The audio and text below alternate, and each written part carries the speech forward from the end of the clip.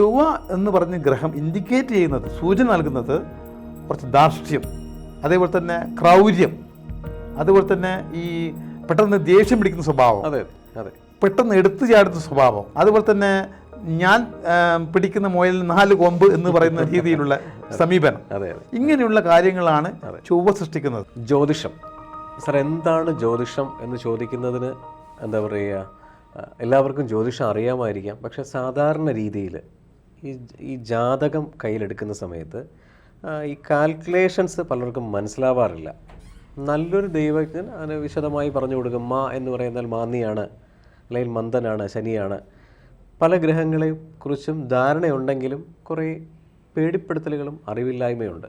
സാറിന് വിശദീകരിക്കാമോ? അതായത് നമ്മൾ മനസ്സിലാക്കേണ്ടത് ആദ്യം എന്താണ് ജാതകം, അല്ലെങ്കിൽ എന്താണ് ജ്യോതിശാസ്ത്രം, അതെങ്ങനെയൊക്കെയാണെന്നൊന്നും ചെറിയൊരു ഔട്ട്ലൈൻ, നമുക്ക് ചെറുതായിട്ടുള്ള ചെറിയൊരു ഗ്രാഹ്യം. അതിനാദ്യമായിട്ട് വേണ്ടുന്നത് എന്താണ്, അതായത് വേറൊന്നുമില്ല, ഒരു ഗ്രഹനില. ഈ ഗ്രഹങ്ങൾ നമ്മളെ ഈ ഭൂമിയിൽ നിൽക്കുന്ന സൂര്യനായാലും ചന്ദ്രനായി കഴിഞ്ഞാലും ശനിയായി കഴിഞ്ഞാലും വ്യാഴമായി കഴിഞ്ഞാലും ബുധനായി കഴിഞ്ഞാലും ഇങ്ങനെയുള്ള ഗ്രഹങ്ങളൊക്കെ നവഗ്രഹങ്ങളെന്ന് പറയപ്പെടുന്ന ഈവൻ രാഹു കേതു ഉൾപ്പെടെ, രാഹുകേതുക്കളായിട്ട് അത് ഒരു സങ്കല്പമാണ്, നമ്മളത് ആക്ച്വലി ബിന്ദുക്കളാണ്, അത് ഗ്രഹങ്ങളല്ല. എന്നാലും നമ്മൾ ഇതിനൊക്കെ രേഖപ്പെടുത്തുന്നതാണ് ഗ്രഹനില. ഗ്രഹനില എന്ന് പറഞ്ഞു കഴിഞ്ഞാൽ നമ്മൾ ഈ ഓരോരോ ഗ്രഹങ്ങളുടെയും ആദ്യാക്ഷരങ്ങളാണ് ഇവിടെ കൊടുത്തിരിക്കുന്നത്. ഉദാഹരണത്തിന് ഇപ്പോൾ ര എന്ന് പറഞ്ഞാൽ രവി എന്നാണ് അർത്ഥം. രവി എന്ന് പറഞ്ഞാൽ സൂര്യൻ. അതേപോലെ തന്നെയാണ് ഇപ്പം ബുധൻ്റെ ആണ് ഭൂ എന്ന് പറഞ്ഞത്, ശുക്രനത് ശു, ചില ഗ്രഹനിലയിൽ ബ്രു എന്ന് കാണാം, ഭൃഗു എന്ന് പറയും, ഭൃഗുവിൻ്റെ ബ്രു ആണ് ആദ്യത്തെ അക്ഷരം. അതുപോലെ തന്നെയാണ് ഇപ്പം നമ്മളിപ്പം വ്യാഴത്തിൻ്റെ അതിനെ പറയുന്നത് ഗു എന്ന് പറഞ്ഞാൽ ഗുരു എന്നാണ്. ഇങ്ങനെയുള്ള എല്ലാ ഇപ്പം സർപ്പൻ്റെ, അതായത് രാഹുവിൻ്റെത് സാ എന്ന് എഴുത്തും, കേതുവിന് ആണെന്നുണ്ടെങ്കിൽ ശീ എന്ന് എഴുത്തും. എന്തുകൊണ്ടാണെന്ന് വെച്ചാൽ ശിഖി എന്നാണ് പറയുന്നത്, രാഹുവിൻ്റെത് സർപ്പൻ എന്നാണ് പറയുന്നത്, അതുകൊണ്ടാണ് സ എന്ന് എഴുതിയിരിക്കുന്നത്. ഇങ്ങനെ എല്ലാ ഗ്രഹങ്ങളുടെയും ആ ഗ്രഹങ്ങളുടെ സൂചിപ്പിക്കുന്ന ആദ്യത്തെ അക്ഷരമാണ് ഇത് എഴുതിയിരിക്കുന്നത്. ഇല്ല, ഈ 12 രാശികളാണ് ഉപയോഗിക്കുന്നത്. വേറെ ഒന്നുമല്ല, നമുക്ക് എളുപ്പത്തിൽ പറഞ്ഞു കഴിഞ്ഞാൽ ഇപ്പം മേടം, ഇടവം, മിഥുനം, കർക്കിടകം, ഈ രാശി എന്ന് പറയുന്നത് ഭൂമിയെ ഒരു വൃത്താകൃതിയിലാണ്, അതിനെ 12 സമഭാഗങ്ങളാക്കുമ്പോൾ കിട്ടുന്ന ഓരോരോ രാശിയാണ്. രാശി എന്ന് പറയുന്നത് 30 ഡിഗ്രിയുള്ള ഒരു കൺസെപ്റ്റിനകത്താണ് നമ്മൾ രാശി എന്ന ഒരു പദം ഉൾക്കൊള്ളിച്ചുള്ളത്. അവിടെയാണ് ഓരോരോ ഗ്രഹങ്ങൾ എഴുതിയത്. ഇവിടെയൊക്കെ നമ്മൾ ല എന്ന് എഴുതും. ല എന്ന് പറയുന്നത് ജനിച്ച സമയം, ജനിക്കുമ്പോൾ ഏതാണോ കിഴക്കൻ ചക്രവാളത്തിൽ ഉദിച്ചു നിൽക്കുന്ന രാശി, ആ രാശിയെയാണ് ല എന്ന് പറയുന്നത് കൊണ്ട് ഉദ്ദേശിക്കുന്നത്, ലഗ്നം. അപ്പോൾ ഈ ലഗ്നത്തിനെയാണ് 1-ാം ഭാവമായിട്ട് കണക്കൂട്ടേണ്ടത്. അപ്പോൾ 1-ാം ഭാവമായിട്ട് നിൽക്കുന്ന ഗ്രഹത്തിൻ്റെ അതിൻ്റെ പ്രത്യേകത ഉണ്ടാവും. അപ്പോൾ ആ ലഗ്നത്തിലേക്ക് നോക്കുന്നത് ആരൊക്കെയാണ്, ലഗ്നാധിപൻ ആരാണ്, ലഗ്നത്തിലേക്ക് ഇനി വേറെ വല്ല ഗ്രഹങ്ങളുടെ ദൃഷ്ടിയുണ്ടോ എന്നൊക്കെ നോക്കുമ്പോഴാണ്, അതിനാണ് ഒരു ദൈവത്തിൻ്റെ സഹായം തേടേണ്ടത്. ഇപ്പോൾ സാധാരണ രീതിയിലൊരു ജ്യോതിഷൻ അല്ലെങ്കിൽ ഒരു ദൈവജ്ഞൻ മുൻപൊക്കെ ജാതകം എഴുതുന്ന സമയത്ത് സോഫ്റ്റ്വെയറിനെ ഡിപ്പെൻഡ് ചെയ്യാതെ മാനുവലിയാണ് എഴുതിക്കൊണ്ടിരുന്നത്, അല്ലേ? ഇപ്പോൾ സമയം സേവിക്കുന്നതിന് വേണ്ടി എല്ലാവരും സോഫ്റ്റ്വെയർ ഉപയോഗിക്കുന്നത്. 100% ആക്യുറസിയുള്ള കാൽക്കുലേഷൻസ് കിട്ടുന്നു. അതെ, തീർച്ചയായിട്ടും. പ്രഡിക്ഷൻസ് ഒരു ജ്യോതിഷൻ്റെ കഴിവാണ്, അദ്ദേഹത്തിൻ്റെ നോളജ് വെച്ച് പ്രഡിക്റ്റ് ചെയ്യാം.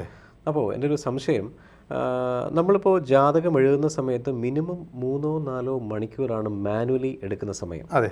ഫോർ എക്സാമ്പിൾ സാറ് ജനിച്ച കാലഘട്ടങ്ങളിൽ അല്ലെങ്കിൽ എൻ്റെ പഴയ ജനറേഷനിൽ. അതെ. അപ്പോൾ സോഫ്റ്റ്വെയർ എന്താ പറയുക, വളരെ പ്രസക്തമല്ല. ഒരു ജ്യോതിഷന് മിനിമം ഒരു 10 ജാതകം എഴുതാൻ എന്തായാലും വരും, തീർച്ചയായിട്ടും. അപ്പോൾ ഒരു ജാതകവും 1 ദിവസമോ 2 ദിവസമോ 3 ദിവസമോ എഴുതി തീരില്ല. അപ്പോൾ ഫോർ എക്സാമ്പിൾ എൻ്റെ ജാതകം എഴുതി കുറച്ച് വെച്ചിട്ട് സാറിൻ്റെ ജാതകം എഴുതി വെച്ചിട്ട് ഒരു ജ്യോതിഷൻ പോകുന്നു, നാളെയോ മറ്റന്നാളോ വന്ന് സമയം കിട്ടുന്നതനുസരിച്ച് ഇത് കണ്ടിന്യൂ ചെയ്യുന്നു. ആദ്യം വരുന്ന തെറ്റുകൾ ഇത് ലാസ്റ്റ് ദശ വരെയും എഫക്റ്റ് ചെയ്യുന്നുണ്ട്, തീർച്ചയായിട്ടും, അല്ലേ? അപ്പോൾ ഒരു ജാതകൻ ജനിക്കുന്ന സമയം ലഗ്നത്തിൻ്റെ അന്ത്യമാണെങ്കിൽ തീർച്ചയായിട്ടും ലഗ്നം മാറും. ലഗ്നം മാറാൻ സാധ്യതയെ പറയാൻ കഴിയുള്ളൂ. ലാസ്റ്റ് 2 നിമിഷത്തിൽ ലഗ്നം മാറാം. അല്ല, ഇത് ഈ ചില സമയത്ത് അങ്ങനെ സംഭവിച്ചിട്ടുണ്ട്, സംഭവിക്കാൻ സാധ്യതയുണ്ട്, പോസിബിലിറ്റി. ഓക്കെ, മാറാതിരിക്കാം. പക്ഷേ ദശാകാലങ്ങളിൽ മാറ്റം ഡെഫിനറ്റ്ലി ഉണ്ടാകാം, തീർച്ചയായിട്ടും. അപഹാരത്തിലും ഉണ്ടാകാം. അപ്പോൾ സ്വാഭാവികമായിട്ടും എൻ്റെ ജാതകത്തിന് എന്തെങ്കിലും പ്രസക്തി ഉണ്ടോ? അതായത് ഇപ്പം നമ്മളിപ്പം ഞാൻ വിശ്വസിക്കുന്നു എൻ്റെ നക്ഷത്രം ഇതാണ്, എൻ്റെ ലഗ്നം ഇതാണ്, എൻ്റെ രാശി ഇതാണ്, ഞാൻ ഇതിലൊക്കെ വിശ്വസിച്ച് നടക്കുക. അൾട്ടിമേറ്റ്ലി അത് എൻ്റെ വിശ്വാസം മാത്രമല്ലേ? അല്ല, അതായത് ഒരാളെയും ബ്ലെയിം ചെയ്യുന്നതല്ല, പോസിബിലിറ്റിയാണ് അതെ സംസാരിക്കുന്നത്. അതെ, അത് തീർച്ചയായിട്ടും ഞാൻ പറഞ്ഞല്ലോ നേരത്തെ. അതായത് നമ്മൾ ഈ ജ്യോതിഷം എന്ന് പറയുന്നത് ഒരു ചൂണ്ടുപലക മാത്രമാണ്. അതെ അതെ, നമുക്കൊരു ഒരു സൂചന നൽകുകയാണ്. അപ്പം ഈ താങ്കൾ പറഞ്ഞ പ്രകാരമാണെങ്കിൽ രാശിസന്ധിയിൽ നിൽക്കുക എന്ന ഒരു ലഗ്നമാണ്, അല്ലെങ്കിൽ ഒരു ജനിച്ച സമയം രാശിസന്ധിയിൽ എന്ന് വേണം വിശേഷിപ്പിക്കാം. അതിൻ്റെ അർത്ഥം എന്ന് പറഞ്ഞു കഴിഞ്ഞാൽ സ്വാഭാവികമായിട്ടും ജീവിതത്തിൽ ആ വ്യക്തിക്ക് പലപ്പോഴും ആശയക്കുഴപ്പങ്ങൾ നിറഞ്ഞ ഒരു കാലഘട്ടത്തിലൂടെ കടന്നു പോകേണ്ടി വരുന്നതാണ് ആദ്യമായിട്ട് മനസ്സിലാക്കേണ്ടത്. അപ്പോൾ ഇതിനെ സൂചിപ്പിക്കുന്നതാണ് രാശിസന്ധി. അപ്പോൾ അത് മനസ്സിലാക്കിക്കൊണ്ട് നമ്മൾ പ്രാക്ടിക്കലായിട്ട് നമ്മൾ എന്ത് ചെയ്യണം? നമ്മൾ തന്നെ ഒന്ന് ഞാൻ ഏതൊരു തീരുമാനം എടുക്കുമ്പോൾ ഞാൻ ഉറച്ചു നിൽക്കും ആ തീരുമാനത്തിൽ. നമ്മൾ ഒരു ചൊല്ലുണ്ട്, you should like whatever you are doing. അതായത് നമ്മൾ ഇഷ്ടപ്പെടുന്നതേ ചെയ്യാൻ പാടുള്ളൂ, നമ്മൾ ഇഷ്ടപ്പെടുന്നത് നമ്മൾ ചെയ്യണം. ഇത് രണ്ട് ജീവിതത്തിൽ പ്രാവർത്തികമാക്കി കഴിഞ്ഞാൽ ഈ ജ്യോതിശാസ്ത്രം നമ്മൾ സഹായിക്കും അതിന്. സർ, ഈ പറയുന്ന ഫിലോസഫി എല്ലാം ഒരു മെച്യൂരിറ്റി വരുന്ന സമയങ്ങളിൽ നമ്മൾ തിരിച്ചറിവ് കൊണ്ട് വരുന്ന സംഭവങ്ങളാണ്. അപ്പോൾ ഒരു ദൈവജ്ഞൻ പറഞ്ഞു കൊടുക്കുകയോ പാരൻസ് പറഞ്ഞു കൊടുക്കുകയോ ചെയ്യുന്ന സമയം നമ്മൾ അക്സെപ്റ്റ് ചെയ്യും, ഇങ്ങനെയൊക്കെ ജീവിക്കണം. പക്ഷേ ഒരു യങ് ഏജ് കഴിഞ്ഞ് ഭയങ്കര പോസിറ്റീവായിട്ട് ചോര തിളച്ചിരിക്കുന്ന സമയത്ത് നമ്മൾ അടുത്തലേക്ക് പോകുന്ന കരിയറാണ് അല്ലെങ്കിൽ മാരേജാണ്. ആ സമയത്ത് നമ്മുടെ ജാതകം എന്ന് പറയുന്ന സാധനം മനസ്സിൽ കിടക്കുകയാണെങ്കിൽ, അടുത്ത വർഷം എനിക്ക് ശനി സ്റ്റാർട്ട് ചെയ്യണം, അല്ലെങ്കിൽ രാഹുദശയാണ്, സ്വാഭാവികമായിട്ട് ഡിപ്രഷൻ മൂഡിലേക്ക് പോകില്ലേ? തീർച്ചയായിട്ടും. അപ്പോൾ ഇതിൻ്റെയൊക്കെ പ്രസക്തി എന്താണ്? ഞാൻ പറഞ്ഞുതരാം. ഇതിന് ഏറ്റവും പ്രാധാന്യമായിട്ട് വേണ്ടത് എന്താണ് ജ്യോതിശാസ്ത്രം, ഇത് എങ്ങനെയാണ് മനുഷ്യ ജീവിതത്തെ സ്വാധീനിക്കുക എന്നതിനുള്ള ചെറിയൊരു അറിവ് പകർന്നു കൊടുക്കുക എന്നുള്ളതാണ് ഇതിന് ഏറ്റവും പ്രധാനപ്പെട്ടത്. ശരിയാണ്. സ്കൂളുകളിൽ നമ്മൾ എന്തെല്ലാം പഠിക്കുന്നുണ്ട്, പലപ്പോഴും പിന്നീട് അതൊരിക്കലും നമുക്ക് ആവശ്യം വന്നിട്ടില്ല. നമ്മൾ സ്കൂളിൽ പൈ സിദ്ധാന്തവും മറ്റുള്ള പല സിദ്ധാന്തങ്ങളും പഠിച്ചിട്ടുണ്ട്. ജീവിതത്തിൽ ഒരു 75% ആളുകൾക്കും അതിനെ കൊണ്ട് ഉപയോഗം വന്നിട്ടില്ല. നമുക്ക് മനസ്സിലാക്കേണ്ടത്, അവരെ ഉദ്ദേശിക്കുന്നത് നമുക്ക് ജനറൽ നോളജ് ഉണ്ട്, അല്ലെങ്കിൽ നമ്മുടെ ബുദ്ധി അതിന് മാത്രം പാകമായി എന്ന് തെളിയിക്കുന്നതിന് വേണ്ടിയിട്ടാണ് ഈ പറയുന്ന സിദ്ധാന്തങ്ങളൊക്കെ. പക്ഷേ ഇവിടെ ഇതിനിടയിൽ ജീവിതത്തിൽ എപ്പോഴും ഉപയോഗപ്പെടുത്തുന്ന അല്ലെങ്കിൽ ഉപയോഗപ്രദമാവുന്ന ഒരു കാര്യമായിരിക്കുന്ന ഈ ജ്യോതിശാസ്ത്രം മുതലായ സംഗതികൾ ഇന്ത്യയിൽ, പ്രത്യേകിച്ചും ഭാരതത്തിൽ, കാരണം ഭാരതത്തിൽ മാത്രമാണ് ഏറ്റവും കൂടുതൽ ആളുകൾ ഈ ജ്യോതിശാസ്ത്രത്തെ നമ്മൾ ബന്ധപ്പെടുന്നത്. അപ്പോൾ തീർച്ചയായിട്ടും ഇതൊരു വിഷയമായിട്ട്, അല്ലെങ്കിൽ ഇതിൽ പ്രതിപാദിക്കുന്ന ചെറുതായിട്ടൊരു മാറ്ററായിട്ടെങ്കിലും സ്കൂൾ വിദ്യാഭ്യാസ സ്ഥലത്ത് തീർച്ചയായിട്ടും നല്ലൊരു തീരുമാനമാണ്. അതെ അതെ അതെ. ഇപ്പോൾ സാറ് പറഞ്ഞത് ചെറിയൊരു തിരുത്തൂടെയുണ്ട്. ഭാരതത്തിനകത്ത് വേദിക് ആസ്ട്രോളജി എല്ലാവരും ദീർഘവീക്ഷണമായി കാണുകയും ഫോളോ ചെയ്യുകയും ചെയ്യുന്നു. ഭാരതം വിട്ടുകഴിഞ്ഞാൽ ചൈനീസ് അസ്ട്രോളജി ഉണ്ട്, വെസ്റ്റേൺ അസ്ട്രോളജി ഉണ്ട്. ഹാർഡ് കോർ ബിലീവേഴ്സാണ്. ഇല്ല, ഈ വളരെ ശരിയാണ്. മാത്രമല്ല ഈ യവനന്മാരും ഗ്രീക്കിൽ നിന്നുമാണ് യഥാർത്ഥത്തിൽ ബാബിലോണിയൻ അസ്ട്രോളജി. സ്വാഭാവികമായിട്ടും സാറ് പറഞ്ഞ പോയിന്റ് വെച്ചിട്ട് വർഷങ്ങൾക്ക് മുൻപ് ബിൽ ഗേറ്റ്സ് പറഞ്ഞിട്ടുണ്ടായിരുന്നു എല്ലാ ടേബിളിലും കമ്പ്യൂട്ടർ വരുമെന്ന്. അതുപോലെ ഇവിടെ ABC മലയാളം പ്രേക്ഷകർക്ക് ഓരോ ദിവസവും നമ്മൾ പേടിയാണ് ബ്രേക്ക് ചെയ്യുന്നത്. സാധാരണ ജീവിതത്തിൽ ഉണ്ടാകുന്ന പേടിയെ, ജ്യോതിഷത്തിൽ നിന്നുണ്ടായിരുന്ന പേടിയെ, എന്താണ് ചൊവ്വാദോഷം, എത്രയോ പാരൻസ് ഇന്നും വിഷമിക്കുന്നുണ്ട് പെൺകുട്ടികളെ കല്യാണം കഴിച്ച് വിടാതെ. അപ്പോൾ ABCയിൽ വരുന്ന ജ്യോതിഷം ചാനൽ കാണുന്നവർക്ക് പേടിപ്പെടുത്തലുകൾ മാറുന്നുണ്ട്. യോഗ്യതയുള്ള ജ്യോതിഷന്മാരിലേക്ക് ആൾക്കാർ പോകുന്നുമുണ്ട്. ക്വാളിഫൈഡ് ആയിട്ടുള്ള അസ്ട്രോളജേഴ്സ് പൂർണ്ണമായിട്ട് സപ്പോർട്ട് ചെയ്യുന്നുണ്ട്.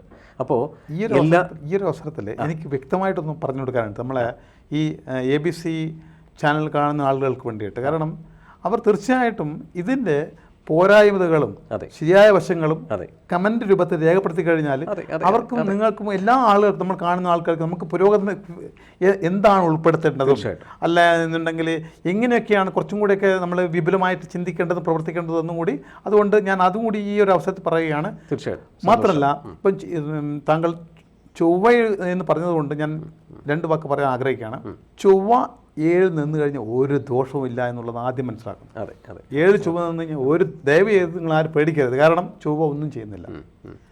ചൊവ്വ എന്ന് പറഞ്ഞ് ഗ്രഹം ഇൻഡിക്കേറ്റ് ചെയ്യുന്നത്, സൂചന നൽകുന്നത് കുറച്ച് ധാർഷ്ട്യം, അതേപോലെ തന്നെ ക്രൗര്യം, അതുപോലെ തന്നെ ഈ പെട്ടെന്ന് ദേഷ്യം പിടിക്കുന്ന സ്വഭാവം, പെട്ടെന്ന് എടുത്തു ചാടുന്ന സ്വഭാവം, അതുപോലെ തന്നെ ഞാൻ പിടിക്കുന്ന മുയലിന് 4 കൊമ്പ് എന്ന് പറയുന്ന രീതിയിലുള്ള സമീപനം, ഇങ്ങനെയുള്ള കാര്യങ്ങളാണ് ചൊവ്വ സൃഷ്ടിക്കുന്നത്.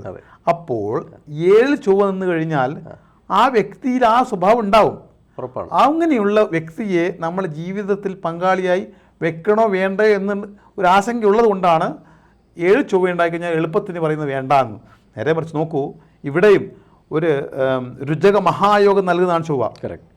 അപ്പോൾ ഈ ചൊവ്വ എന്ന് പറയുന്ന ഗ്രഹം പോലും നൽകുന്നത് നല്ല നല്ല യോഗങ്ങളാണ്. അതെ അതെ. അപ്പോൾ 7 ചൊവ്വ എന്ന് പറഞ്ഞതുകൊണ്ട് ഒരു പ്രശ്നമില്ല, അത് നല്ലതാണ്. മാത്രമല്ല യോഗേ യാപ്യ ഭവന്തി ശുഭേക്ഷിത, ഏതെങ്കിലും ഒരു ശുഭഗ്രഹം നമ്മൾ ഈ ഭാവങ്ങളിലോട്ട് നോക്കിക്കഴിഞ്ഞാൽ യാതൊരു രീതിയിലും പരിഭ്രമിക്കേണ്ട. അതെ അതെ അതെ. ഇതാണ് ചൊവ്വയെക്കുറിച്ച് പറയേണ്ടത്. നിങ്ങൾ മനസ്സിലാക്കേണ്ടത്, ചൊവ്വ എന്ന് പറയുന്ന ഗ്രഹം യാതൊരു കാരണവശാലും ദോഷം ചെയ്യില്ല, അതാദ്യം മനസ്സിലാക്കണം. എന്നാലോ ഇങ്ങനെയുള്ള ചില ദോഷവശങ്ങൾ, അതായത് ഞാൻ നേരത്തെ പ്രതിപാദിച്ച മാതിരി ക്രൗര്യമായിട്ടുള്ളത്, അപ്പോഴെന്ത് ചെയ്യണം? അത് ജനിച്ച സമയത്ത് ഉണ്ടായിരിക്കുന്ന ചൊവ്വ ദോഷപ്രദനാണെങ്കിൽ അത് മനസ്സിലാക്കിക്കൊണ്ട് അതിന് യുക്തിസഹമായി നേടിക്കൊണ്ട് അറിവ് വർദ്ധിപ്പിക്കുക. നമ്മൾ എപ്പോഴും വേണ്ടുന്നത് അറിവാണ്. ആ അറിവ് നമുക്ക് ഉണ്ടായിക്കഴിഞ്ഞാൽ തീർച്ചയായിട്ടും പല കാര്യങ്ങളിലും നമുക്ക് തീർച്ചയായിട്ടും സാറ് പറഞ്ഞ പോലെ വളരെ കറക്റ്റാണ്. ചൊവ്വാദോഷം പേടിപ്പിക്കേണ്ട സംഭവമല്ല. കേരളം വിട്ട് കഴിഞ്ഞാൽ ചൊവ്വാദോഷത്തിന് ഏതൊരു പ്രസക്തിയില്ല. ഇവിടെ റിജക്ഷൻ വരുന്നത് കേരളത്തിൽ പറയുന്ന അക്സെപ്റ്റൻസ് വരുന്നുണ്ട് ജാതകങ്ങൾ തമ്മിൽ. തീർച്ചയായിട്ടും ഇപ്പോഴും ഡൈവേഴ്സ് ഒന്നും ഇല്ലാതെ ഹാപ്പി ആയിട്ട് പോകുന്ന ഒരുപാട് ഫാമിലികളുടെ എണ്ണം കൂടുതലാണ്, പെർസെൻറ്റേജ് വൈസ് കൂടുതലാണ്. സോ അപ്പോൾ എത്രയോ പാരൻസ് ഇപ്പോഴും ചൊവ്വാദോഷം ഉണ്ടെന്ന് പറഞ്ഞ് പേടിപ്പിക്കുന്നു. ഈ പേടിക്കുന്ന സംഭവങ്ങൾ മറികടക്കട്ടെ. നമ്മൾ നേരത്തെ പറഞ്ഞതുപോലെ ഓരോ വീട്ടിലും ഓരോ ജ്യോതിഷന്മാർ വരട്ടെ, എങ്കിൽ മാത്രമേ പൂർണ്ണമായിട്ടും തിരിച്ചറിവുണ്ടാവുകയുള്ളൂ. തീർച്ചയായിട്ടും. അപ്പോൾ സന്തോഷം. നന്ദി, നമസ്കാരം. നന്ദി, നമസ്കാരം. ജ്യോതിഷമോ വാസ്തുവോ പൂജയോ നിങ്ങൾക്ക് ആവശ്യമുണ്ടോ? താഴെ കാണുന്ന നമ്പറിൽ വാട്സപ്പ് ചെയ്യൂ. നിങ്ങൾ ചെയ്യേണ്ടത് ഇത്രമാത്രം: താഴെ കാണുന്ന നമ്പർ നിങ്ങളുടെ മൊബൈലിൽ സേവ് ചെയ്യൂ. അതിനുശേഷം ഞങ്ങളുടെ നമ്പറിലേക്ക് വാട്സപ്പിലേക്ക് ഹായ് അയയ്ക്കൂ. ജ്യോതിഷ സംബന്ധമായ എല്ലാ ആവശ്യങ്ങൾക്കും ABC മലയാളം നിങ്ങളോടൊപ്പമുണ്ട്. ജ്യോതിഷവുമായി ബന്ധപ്പെട്ട എല്ലാ വിശേഷങ്ങളും നിങ്ങളിലേക്കെത്താൻ ABC ജ്യോതിഷം സബ്സ്ക്രൈബ് ചെയ്യുക.